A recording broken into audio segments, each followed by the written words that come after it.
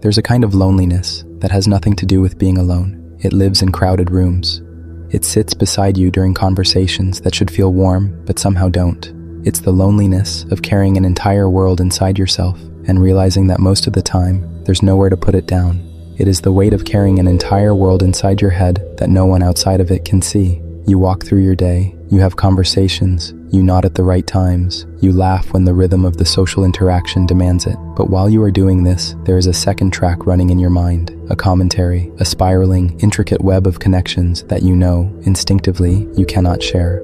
A simple question like, "How are you?" triggers an archaeology of feeling that takes too long to excavate, so they learn to say, "I'm fine," instead.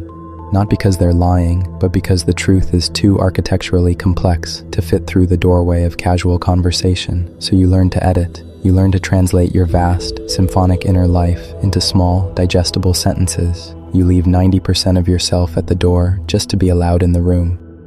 Neuroscience has a term for the part of your brain that lights up when you're not focused on the external world. They call it the default mode network. It's the neural circuitry of daydreaming, of memory, of imagining futures and rehearsing conversations that will never happen.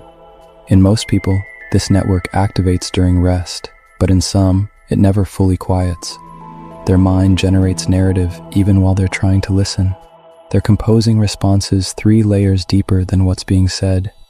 They're noticing the subtext, the tone, the thing that wasn't mentioned but somehow vibrates in the silence between words. Research shows that people with overactive default mode networks often score higher on measures of creativity and empathy. They can imagine other perspectives with unusual clarity. They can hold multiple emotional truths at once without needing to collapse them into simplicity. But this same neural wiring is associated with rumination, with the kind of thinking that circles back on itself, examining and re-examining until the original feeling becomes a philosophical problem. Where does this depth come from?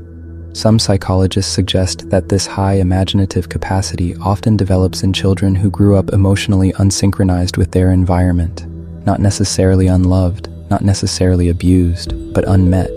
If you were a child whose internal reality was more complex than the external world could acknowledge, you had to put that energy somewhere. You couldn't put it out, so you put it in. You built an inner world that was softer, slower, and more forgiving than the classroom or the bus. You learned to have conversations with yourself because the ones available to you outside were too shallow to hold your attention.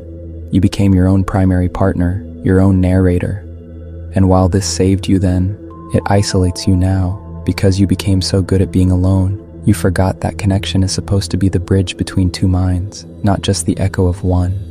We often mistake loneliness for a lack of people. But you know that is not true. You can be standing in a crowded room, surrounded by friends, and feel a desolate, arctic wind blowing through your chest. True loneliness is not the absence of company. It is the absence of resonance. This is why someone with a rich inner life can feel more alone at a party than they do in their own room at 3 a.m. At least in their room, they're not confronted with the gap between the connection they crave and the connection that's possible. There's a historical pattern here that rarely gets discussed.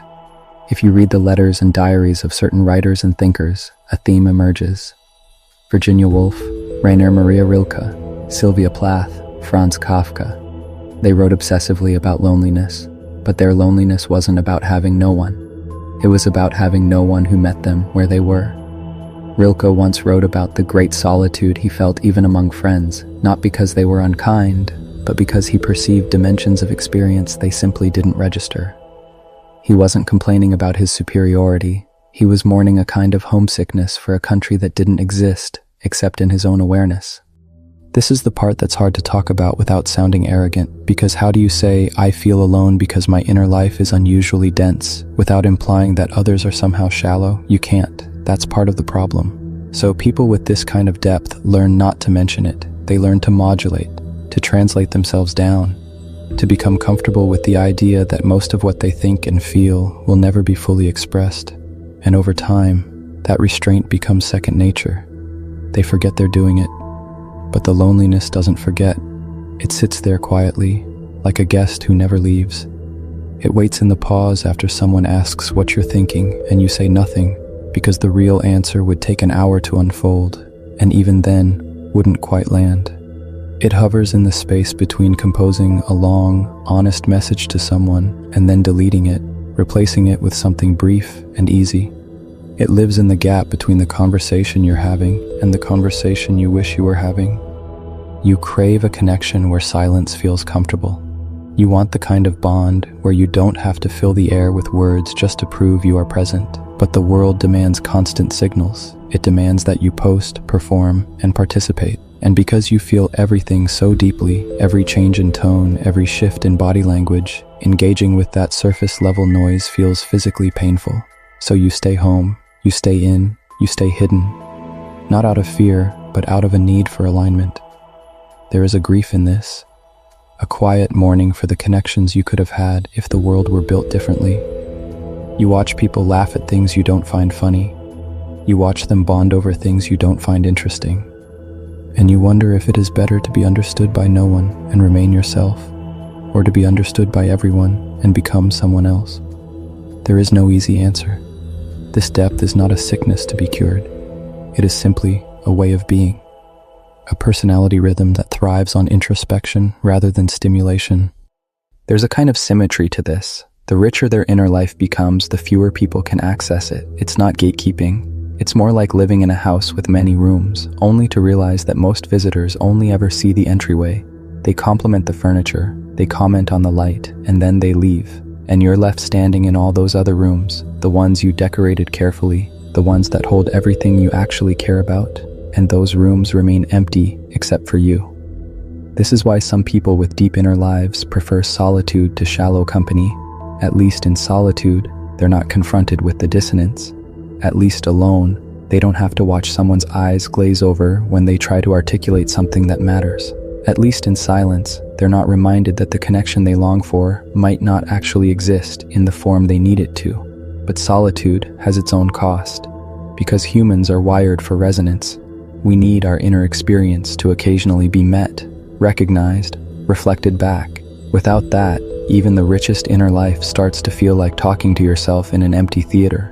You can give the performance of your life, but if no one's watching, something essential is missing. This isn't about self-pity, it's about reality. Some people carry more inner life than the world around them has space for, and there's no easy resolution to that. No amount of journaling or therapy or self-acceptance will change the fact that they live at a depth most conversations aren't designed to reach. You are the custodian of a vast, beautiful, empty museum. The exhibits are breathtaking, the lighting is perfect, but the doors are locked and you are the only one with the key. The question isn't whether you should open the door. The question is, if you did, would anyone actually walk in?